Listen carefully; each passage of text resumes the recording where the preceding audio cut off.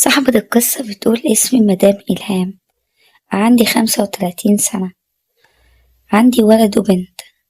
بنتي غادة عندها 12 سنة، وابني الكبير عنده 14 سنة. أنا متجوزة وأنا سن مناسب، يعني لا كبيرة ولا صغيرة. كان عندي في الوقت ده 20 سنة، بس كنت فاهمة كل حاجة من وأنا صغيرة، وأنا شقية جدا ومرحة كده وبحب الحياة. بس طبعا كنت دايما بحب أتدخل في اللي ليا واللي مليش. أقعد أسأل ماما عن حاجات كتير، أسأل أختي عن حاجات كتير، حتى مرات أخويا ما كنتش بسيبها قاعدة ساكتة. كنت بحب أخد منهم أفكار من حكم التجارب بتاعة الحياة والأخطاء اللي كانوا بيحسوا إن هما واقعين فيها. وده كان بسبب إن أنا ما كنتش حابة إن بعد كده ما يكون ليا حياتي الخاصة إن أقع في نفس المشكلة. في فرح أختي اتعرفت على واحد كان صاحب جوزها، وأعجبت بيه جدا. الصراحة كان أمور بطريقة مش عادية في الفرح. من أول عيني ما شافته كده وحصل إعجاب بيه، بالذات بعد ما اتكلم معايا وحاول إنه يتعرف عليا. كان عندي مساحة إن أنا أتعرف عليه وهو كمان يتعرف عليا، ومن ساعتها واحنا بدأنا نتكلم. كان شيك جدا، وفي نفس الوقت ذوق جدا في كلامه. وأنا دايما أحب النوعيات دي، أحب النوعيات الهادية اللي دايما عندها أسلوب حضاري في التعارف وفي الكلام. بعد كده بدأنا إن احنا نتكلم ويسألنا عن تفاصيل حياتي. كلمته بكل صراحة وقلتله إن أنا مكانش ليا أي تجارب قبل كده، ومفكرتش إن أنا ممكن أتعرف على حد، أو الفكرة دي أصلا ممكن تكون جات في دماغي. ولكن مش عارفة ليه من أول ما شفتك وأنا حسيت إن حابة إن أنا أتعرف عليك. ومن ساعتها واحنا بدأنا نتكلم كتير عن بعضنا. يعني كان بيسألني على تفاصيل كتير تخصني، كنت بقوله وبجاوبه، وهو كمان نفس الموضوع. حسيت الصراحة ان الموضوع حلو قوي، بالذات لما الشخص بيبقى حابب الشخص اللي بيتكلم معاه. واتقابلنا كذا مرة، وفي مقابلة تانية بدأ ان هنا يحصل بينا اندماج قوي، وبدأت ان انا اتعلق بيه. ما كانش بيعدي عليا يوم غير لما كنت بكلمه وبطمن عليه. ودي بقى لقيتها أحلى حاجة في الحياة كلها، إن يبقى ليك شخص بيحبك وبتحبه، وكل يوم بيطمن عليك وبيسأل عنك، وانت كمان برضو نفس الموضوع. الارتباط الروحي قبل الارتباط الجسدي، الموضوع هنا بيفرق كتير جدا، بالذات عشان التفاصيل اللي هحكيلكم عليها قدام. فعشان كده الإنسان فينا بيبقى ليه فرصة اختيار واحدة بس في حياته، ممكن ينجح ويتوفق فيها، وممكن تبقى السبب في دمار حياته كلها. فدايما نحاول على قد ما نقدر نحسن اختيارنا، واحنا بنختار شريك الحياة. اسمه شريك الحياة. معنى كلمة شريك الحياة يعني معنى ان هو هياخد من عمرك ومن ايامك ومن وقتك ومن سنينك. فلو ما أحسنتش الاختيار ده على قد ما تقدر، ممكن 80% من الستات ومن الرجالة حياتهم كلها بتبوظ بسبب ان هما بيختاروا غلط. وانا طبعا شفت امثلة كتير جدا قدامي بسبب الموضوع ده. فعشان كده كنت خايفة ان انا اقود علاقة، او ان انا اخش في علاقة، ان انا مرحلة الجواز والخطوبة والحب، كل الحاجات دي. ولكن الصراحة ساعات كتير ممكن في شخص بيكون مختلف عن كل القصص اللي بتسمعها، ويكون مختلف عن كل الناس اللي انت بتشوفهم او بتقابلهم. بس هنا بقى نحاول ان احنا ندرس بعض كويس.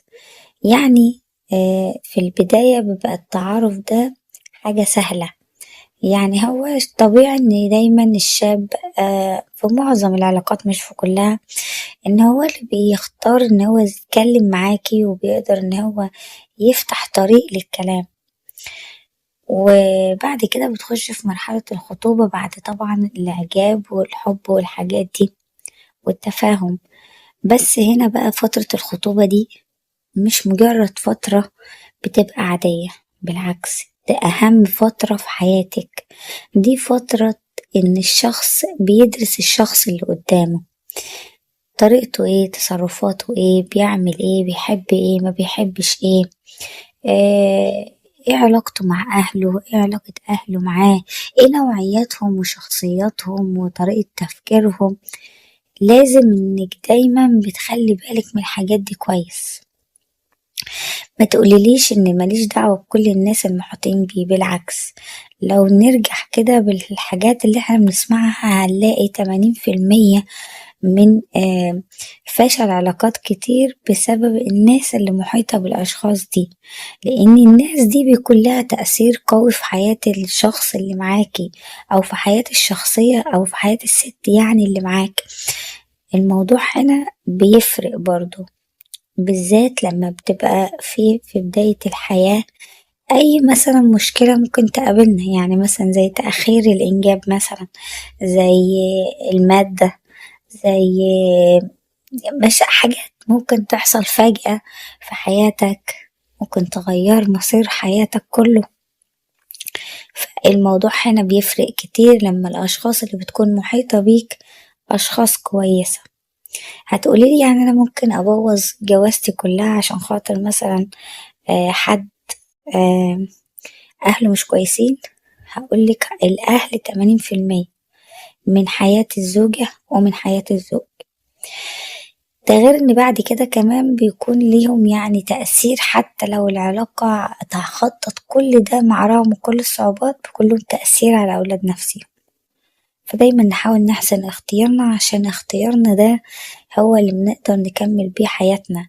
لأن أنا لو النهاردة اخترت شخص يعني ما قدرتش أكمل معاه عشان ظروف من اللي أنا حكيتها وفيه أولاد في حياتي، فأنا هبذل مجهود قوي جدا عشان أقدر أوفر الحياة اللي ممكن يفتقدوها، مع رغم إن مهما الأم أو مهما الأب بيقدم للطفل، مادام مش موجود مع الأب والأم مبتكونش أبدا، ما بيكونش فيه استقرار لا نفسي ولا فيه استقرار حتى فيما بعد في الحياة.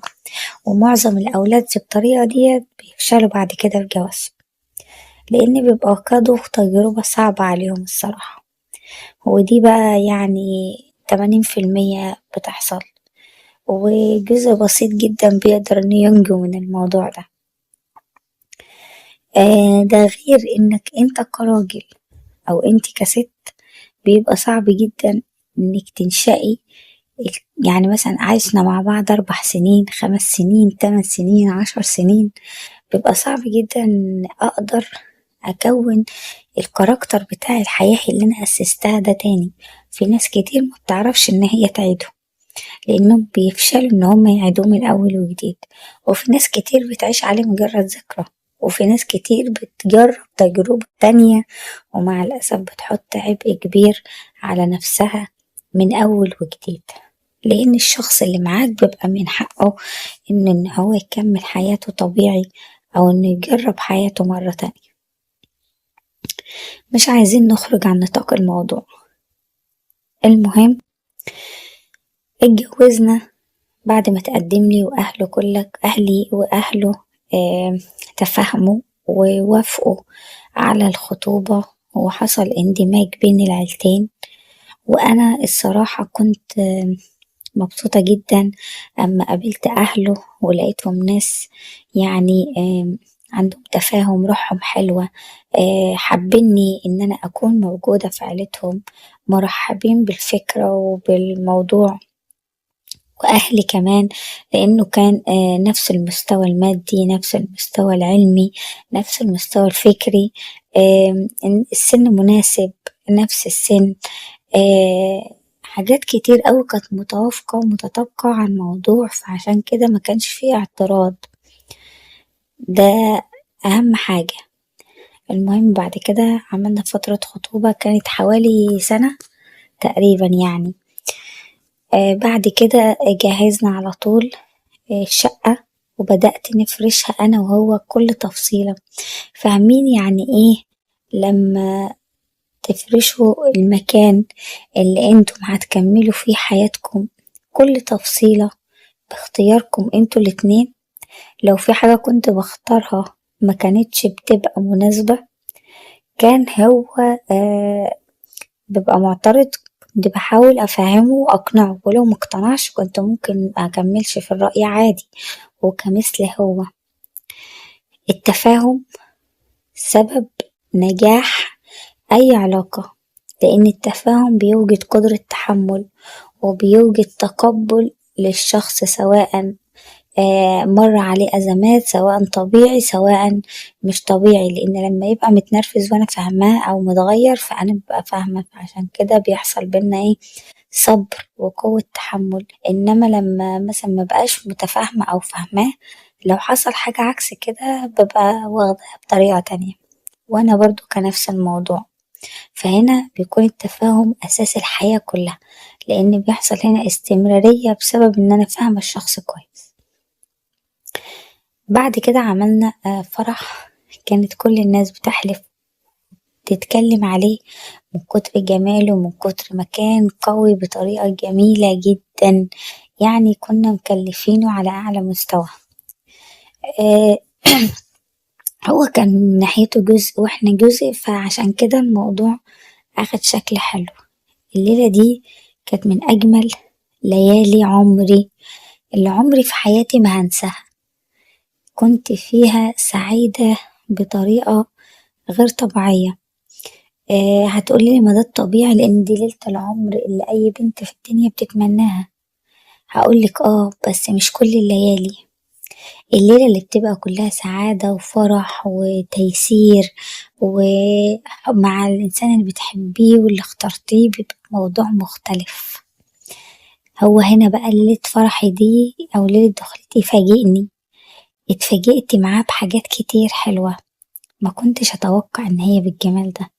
يعني كنت فاكرة الحاجات اللي هي العادية، لكن الصراحة اتفاجئت، بس كنت مبسوطة جدا. بعد ما خلصنا فرحنا وروحنا بقى شقتنا، أول حاجة لقيته مرتب لمكان حلو قوي، رحنا قضينا فيه من أول ليلة، ما قعدناش في شقتنا. وأحلى حاجة بقى إنه خطفني كده وطار زي ما بيقولوا. الست فينا دايما بتحب الراجل كده اللي يفاجئها، اللي يخطفها، اللي يرتب لها خروجة حلوة، فسحة حلوة، هدية حلوة، حاجات كتير من دي. المهم وفعلا سافرنا وضبنا شنطنا بعد ما غيرنا هدومنا واخدنا شاور، وقعدنا شوية واتعشينا، وضبنا الشنط وسافرنا على طول. كان مختار مكان تحفة الصراحة، والجو كان هناك حاجة فظيعة جدا، جميل جدا وهادي وراقي وشيك. كان فيه هدوء نفسية وأعصاب غير طبيعي، وكانت أول ليلة نقضيها مع بعض كانت في المكان ده. الصراحة ما أقدرش أبدا أقول إن أنا كنت أتوقع منه كل الجمدان ده. كان رومانسي بطريقة غير عادية، عمري ما شفت النظرات والطريقة دي أبدا قبل كده، أو أتخيل إن هي كانت ممكن تبقى موجودة بالجمال ده.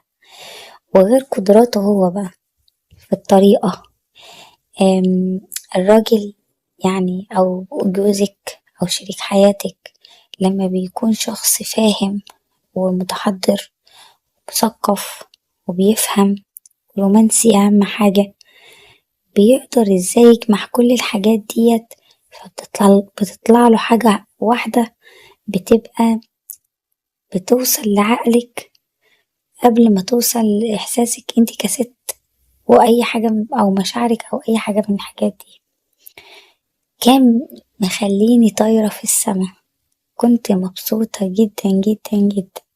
ده غير ان بالنسبة لي أول مرة دي زي ما تكون كده اتحفرت جوا عقلي. قعدت العمر ده كله ومنسيتش الليلة دي من كتر ما كانت جميلة، وكنت حباها وبقيت متهيئة ليها بطريقة مش طبيعية. ما حسيتش بأي حاجة. الأمور العادية الأولانية دي عدت عادي، بعد كده بشوية بدأ يحصل تاني اندماج وتفاهم، آه بعد شوية تكرر الموضوع حوالي 6 7 مرات. كان الموضوع بالنسبة لي مفاجأة الصراحة، والغريب إني ما كنتش لا بتعب ولا بزهق ولا بتضايق ولا أي حاجة، بالعكس زي ما يكون كان فاهم يعني أنا ببقى عايزة إيه والتعامل إزاي والكلام إزاي. الحاجات دي كلها بتبقى مهمة للشخص، لأن التفكير والتهيؤ الدماغي هنا بيبقى أساس كل حاجة. فقضينا هناك حوالي أسبوعين من أجمل الأيام بتاعت حياتي، كلها كانت كوم والأيام دي كوم تاني لوحدها. كنت سعيدة جدا، كنت بتمنى إن الأيام دي ما تخلص. فسح، خروج، أكلات من اللي بحبها، رومانسية. حسيت كده إن هي دي الحياة اللي لازم تبحث عنها أي ست وأي فتاة. من كتر ما كنت سعيدة بطريقة غير عادية كنت خايفة في يوم من الأيام السعادة دي متبقاش موجودة. قضينا 15 يوم وروحنا، هم 15 يوم زيهم في البيت، من كتر ما هو حاجة كده جامدة. آخر حاجة بقيت حامل بعد شهر، بعد شهر واحد بس عرفت إن أنا حامل، وبدأت بقى أعراض الحمل بقى والحاجات اللي انتوا عارفينها دي تظهر، والإرهاق والحاجات دي. ما كنتش حابة أبدا يعني إيه إن أنا على طول كده، لدرجة إن كان عندي حاجات خاصة بيا لسه ما لبستهاش. فكان نفسي بقى إن أنا تاني فايقة ومفرفشة. في أول فترة ديت في الحمل، قصدي في الجواز، ما كنتش حابة إن يكون في حمل على طول، لكن هي الظروف بقى جت كده، يعني حاجات غير متوقعة. المهم قضيت فترة حملي، كان لطيف جدا معايا، حبيته أكتر ما كنت بحبه. هو اللي كان ماسك كل شغل العيلة.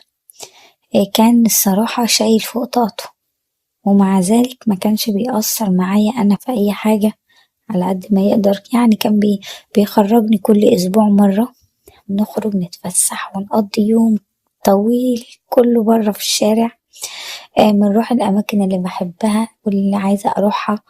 بيحاول يغير لي دايما في الخروجة بحاجات حلوة، يعني مثلا مش نفس الغدا رتم ثابت كل ما نخرج، مش نفس الأماكن رتم ثابت كل ما نروح. غير إن بعض الأحيان كتير كان دايما بيبقى عامل لي مفاجآت. ايه مفاجأة؟ عشان تعرفوا بس قد ايه الست على قد ما هي يعني بسيطة، على قد ما هي برضو أقل حاجة ممكن ترضيها. ممكن يبقى محضر لي مفاجأة زي مثلا حاجة بحبها، أكلة بحبها معينة ما أكلتهاش من زمان، مثلا هدية بسيطة رقيقة كده، حاجة ناقصاني في الميك اب بتاعي، اكسسوارات جديدة، لبسي مرة كده حاجة حلوة، شنطة رقيقة. حاجات من الحاجات البسيطة قوي دي، بس بالنسبة لي أنا زي ما كنت اتعودت عليها، اللي ببقى بقول يا ترى النهاردة في الخروجة بتاعتنا هيبقى محضر لي هدية ايه، هيبقى جايب لي ايه. الموضوع هنا حافز معنوي، على قد ما هي مش في قيمة الهدية اللي بتبقى جاية، بس على قد قيمة النفسية اللي بتبقى عالية، واللي بتبقى عندها استعداد ان حتى لو حصل اي محنة او اي شدايد بتكون قادرة ان هي تتحمل وتكمل. وطبعا بعد كده جبت بنوتة كانت زي القمر، كانت شبهي وشبه باباها، يعني احنا الاتنين. الكوكتيل ده بقى ما اقولكوش بقى، كوكتيل الرومانسية والحب ده، البنت كانت طالعة بسكوتة كده، حاجة قشطة، كانت مخلية حياتنا دي كلها فرح، كلها سعادة، ضحك. وحسيت كده ان سعادتي فعلا وحياتي والأمان والدفء اكتمل بوجودها في حياتي. بس قررت ان انا مش هجيب آه ولاد يعني دلوقتي خالص. بس هنا بقى الموضوع اختلف بعد ما جبت البنت والولد. اختلفت الأمور معايا، بقت فيه مسؤولية أكتر، بقى فيه يعني ايه آه اهتمامات بيهم برضو أكتر، بقوا واخدين من وقتنا، واخدين من حياتنا، لأن احنا بنأسس الأولاد. تربية الأولاد دي بتبقى في أول مرحلة حاجة صعبة جدا كلنا مجربينها، فعلى قد ما بتبذلي مجهود على الزرعة اللي انت بتزرعيها وبتراعيها، على قد فيما بعد ما بتلاقي منها. بنحاول نحسن ان احنا نربيهم اكتر، لان تربيتهم الكويسة بتعود علينا احنا بالنفع، وتربيتهم الوحشة بتعود علينا احنا برضو منها بنفس التصرفات. كان طول الوقت جنبي، عمري ما تخيلت انه ممكن يبعد عني ويسيبني. يعني انا عندي اختين متجوزين طول الوقت، جوازهم مسافرين، لا انا كنتش احس كده، انا كنت اخاف انه يسافر، اخاف انه يبعد عني، فما اقدرش استحمل غيابه، لانه هو كان معودني على نظام كنت طول الوقت ماشية بيه. واختبرت نفسي كده في سفرية كانت اسبوعين، لما سافر شغل لقيت نفسي ان انا بعد اول 3 4 ايام، اسبوع بالكتير، ما بقدرش اسيطر خالص على اي حاجة. ده غير بقى ان انا ما ببقاش عارفة اعمل ايه، الموضوع مش سهل. ده غير الريتم اللي هو كان معودنا عليه اصلا، ومخليني دايما حباه ودايما عايزاه. جات له سفرية كذا مرة، ولكن انا كنت برفض وما كنتش بوافق. اوقات كتير ما كنتش بحب اصارحه بالحقيقة، يعني ان انا كست ما اقدرش اقعد من غيره، بس يعني كنت احس ان ده شيء ممكن يقل مني، فما كنتش بحب ان انا اقوله، وفي نفس الوقت كنت بحب اوصل للحاجة اللي انا عايزاها. ومن هنا بدأ الموضوع بقى ايه، يبقى فيه تفاهم، بس بعد سن معين كنت كبرت والأولاد كمان كبروا. الموضوع هنا كان كل ما بكبر كل ما بيفرق، كل ما سني بيزيد في العمر كل ما بيبقى أقوى وأكتر، يعني عايزة أكتر، وفي نفس الوقت ما ينفعش إن أنا ما يبقاش موجود. عمري ما اتكلمت معاه في الحاجات دي، كنت دايما بحاول أبين إن أنا أقدر أستحمل وإن عادي وإن أنا بسيطر وكل الحاجات دي، بس الحقيقة اللي جوايا وبيني وبين نفسي وبينكم لأ، ما كنتش بقدر أعمل كده، طول الوقت ببقى عايزاه موجود. جه في يوم قال إن في سفرية حلوة جدا مع جوز أخته في شغل برا، هنكبر شغلنا وهنظبط الدنيا، بس لازم إن أنا أقضي أول سنة دي موجود هناك عشان تأسيسات الشغل والعمل وكده. وفاجئني بالخبر، الخبر ده كان بالنسبة لي مفاجأة، عمري ما تخيلت إن الموضوع يبقى كده. المهم حاولت أقنعه وأتكلم معاه، مع الأسف كان لازم إن هو يمشي وقرر ومرتب نفسه على كده. بقى كل همي بقى وتفكيري فأنا هعمل ايه، هيكون وضعي ايه، يا ترى هقدر ان انا ما اعملش اي حاجة غلط تضايقني او توقعني في اي حاجة مش كويسة ولا لا. بقيت خايفة من نفسي جدا، وبقيت خايفة من اليوم اللي هيمشي فيه. وجه فعلا اليوم اللي خلاص قرر ان هو يسافر، وفي الوقت ده دخلت جهزت له شنطته، كانت عينيا فيها كلام كتير زي ما يكون قري، بس هو كان مفسره ان انا مش بحب اقعد بعيد عنه، وان انا حابة ان هو يبقى موجود وكده. بس الصراحة كان في حاجات تانية كتير وانا ما جاتليش الجرأة ان انا اتكلم فيها، وسابني وسافر. الليلة دي كانت صعبة عليا جدا، لاني مش متعودة على غيابه اول حاجة، ثانيا متعودة دايما يكون موجود معايا وجنبي. بحس ان الدنيا فاضية جامد عليا، في حياتي في فراغ وفي احتياجات بعد اول اسبوع واحد بس من غيابه. لقيت نفسي خلاص اللي هي طالبة وعايزة الموضوع بأي شكل، مش طبيعية، مش عارفة أعيش، مش عارفة أمشي، مش عارفة أتحرك، مش عارفة أروح وأجي، والحياة فيها مسؤوليات كتير. المهم آه كنت بحاول أكلمه، بس كنت كل ما بكلمه بحس إن هو بيوحشني أكتر، وما كنتش ببقى مظبوطة أكتر. بدأت إن أنا أخاف خالص من الكلام، وكان مجرد إن أنا بطمن عليه ويطمن عليا وبس. هو كان حاسس إن أنا متغيرة، وكان كل شوية يقولي أنا حاسس إنك انتي متغيرة، يعني انتي مش بتكلميني، أنا برن عليكي كتير ساعات ما بترديش. بدأ إن هو يشتكي من الموضوع ده، وبدأ إن هو يضايقه. بس الحقيقة أنا ما قدرتش أقوله إن أنا يعني اللي كلامي معاك بيثير اشتياقي أكتر، فعشان كده بتعب أكتر. قلتله كده كذا مرة، بس هو مش مقتنع يعني بفكرة مجرد الكلام إن بيحصل كل ده. أمال بقى غياب عنك عامل ايه؟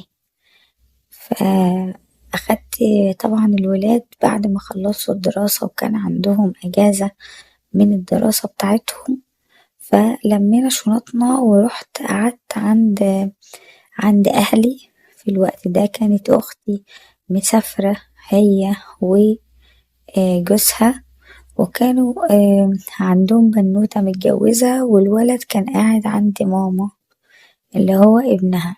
دي أختي الكبيرة، فابنها شاب حوالي 20 سنة. فاحنا كمان رحنا عشان نقعد هناك، لأن احنا متعودين يعني إن احنا بنروح نقعد حوالي أسبوع كل سنة. بس طبعا كان جوزي موجود، فكنا بنرجع على طول عشان شغل. إنما المرة دي بقى أنا كنت مقررة إن أقعد عندهم فترة أجازة الصيف كلها.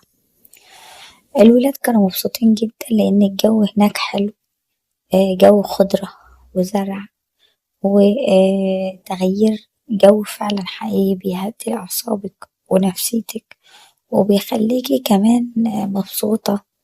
يعني مش مجرد ان انت بتروحي مشوار وبترجعي، لا، بيفرق معاكي، بيفرق في نفسيتك، بيفرق في أعصابك، بيفرق في تفكيرك، بيفرق في مشاعرك. بتحسي كده ان انت عندك استرخاء وهدوء نفسي، انك عايزة تنبسطي وبس. وده بالظبط اللي حصل معايا. بس كنت متضايقة جدا لعدم وجود جوزي. طول الوقت ما كنتش بتكلم، ما كنتش بهزر. الولد كان طول الوقت ايه يا خالته ما بتتكلميش ليه؟ فين انتي من هزارك وضحكك طول الوقت ومرحك اللي انتي كنتي بتعمليه؟ طبعا هنا هو شاب. قال لي، بدأ هو يتكلم معايا ويقول لي انا فاهمك كويس، انا عارف قد ايه ان انتي متضايقة ان عمه محمود مش موجود، وانه دايما كان بيبقى موجود معاكي وفاهمك انتي كست متجوزة يعني ايه، وبتبقي عايزة ايه ومحتاجة ايه. وبدأ الولد يتكلم بصوت اللي جوايا، وعارف انك ما تقدريش تقوليله انك عايزة كده وانك مش قادرة تتحملي. كنت مستغربة جدا وهو بيتكلم، ومش عارفة ازاي ان هو عارف كل الحاجات دي. قال لي بصراحة انا كنت ببقى مركز معاكوا جامد من ناحية الحاجات ديت وكنت بشوفك قد ايه انتي مبسوطة. وعلى فكرة انا شفتكوا مرة بالصدفة، لان انتوا من النوع المرح واللي بتحبوا تاخدوا راحتكم. انت عارفة ان المكان هنا برضو يعني ممكن ان انا غصب عني يعني اللي حصل ده، وان انا شفتكم وانتوا كنتوا مع بعض وواخدين راحتكم مبسوطين خالص. صدمني بالكلام، ولقيت نفسي بسأله وبقوله إيه شفت ايه بالظبط؟ قال لي اكتر حاجة كانت يعني عجباني ومبسوط بيها انتي، لانك انتي طلعت غير ما انا كنت متوقع خالص. حاجة بجد كده فاجئتيني، لان انا تابعت معاكم الموضوع كله من الاول للاخر. بالنسبة لي مش عارفة ليه كنت حابة ان انا اسمعه. المفروض ان انا كنت رديت عليه وقت رد يعني يقدر ان هو يوقفه عند حدود كلامه، لكن بقيت حاسة انه عايزة يقول.